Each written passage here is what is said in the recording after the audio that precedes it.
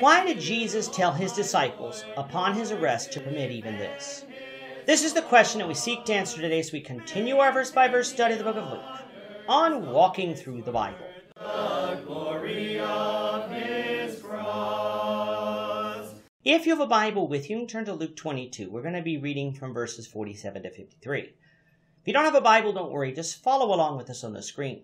The version that we'll be reading from is the New King James Version. So, Luke 22, beginning at verse 47. And while he was still speaking, behold, a multitude, and he was called Judas, one of the 12, went before them and drew near to Jesus to kiss him. But Jesus said to him, Judas, are you betraying the Son of Man with a kiss?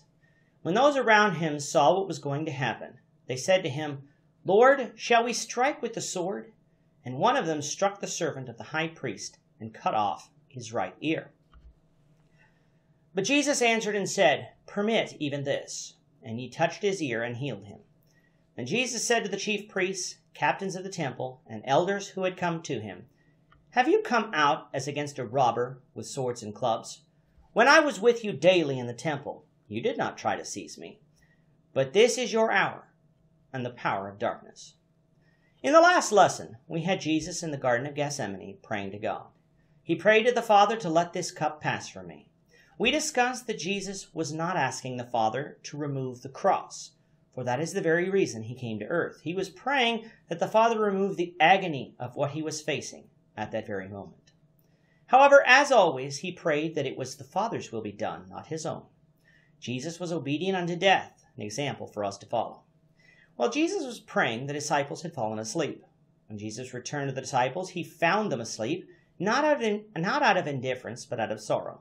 He thus told them to wake up and pray so that they not fall into temptation.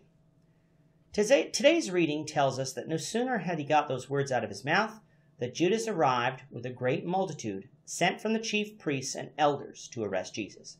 They came with swords and clubs, armed for battle, as if Jesus was going to put up a fight. That would be the normal expectation, but as we know, Jesus was going to allow himself to be arrested without incident. How did Judas know where to find Jesus? Well, as Luke told us on 2 occasions, Jesus' habit on this final week was to come to the Mount of Olives. Thus, Judas would be certain where Jesus would be, making it easy to bring the soldiers to arrest Jesus. Matthew's account of Jesus' arrest tells us that Judas had told the multitude that he would give them a sign as to the identity of the one that they were to arrest. That sign was a kiss.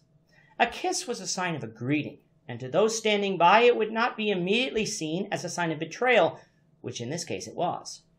Jesus was not going to be fooled. He knew exactly what Judas was doing. Now why, you might ask, did the multitude need a sign? Didn't they know who Jesus was? I guess our confusion comes from the fact that we live in a world of electricity and streetlights. When we walk down the street at night on a well-lit road, we can see the face of those around us, and if we know them, we'll be able to recognize them. However, on the Mount of Olives, no lights exist. The book of John would relate that they had torches, but even then these torches would not brighten the faces of those in the garden, but would simply allow them to climb the Mount of Olives without an issue. With Judas having been with Jesus for now 3 years, he knew who Jesus was, even in the dark.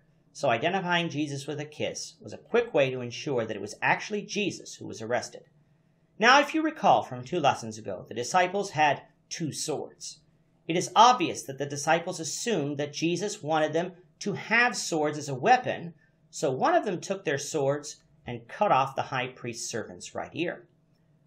This is the 3rd time that we have read of this event, but as of yet, it has not been revealed to us who this disciple was, nor the name of the high priest's servant. But we still have one more gospel to study, so we will learn this when we come to the study of John. Jesus healed the man's right ear and told his disciples to permit even this. What did he mean by that? That they should not resist the crowd who was coming to arrest Jesus. We discussed in Matthew that Jesus didn't need the protections of his disciples to prevent his arrest.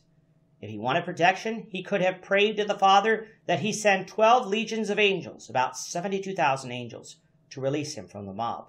But if he did that, then Scripture wouldn't be fulfilled concerning him and dying for the sins of the people. Jesus was going to fulfill prophecy. Before being led away, though, Jesus turned to the multitude and said, You saw me teaching daily in the temple, but you didn't take me then. A reminder that the chief priests were acting out of cowardice, not out of a desire for justice. In arresting Jesus, this was their hour in the power of darkness, but they wouldn't succeed, for Jesus would gain the final victory when he was raised from the dead.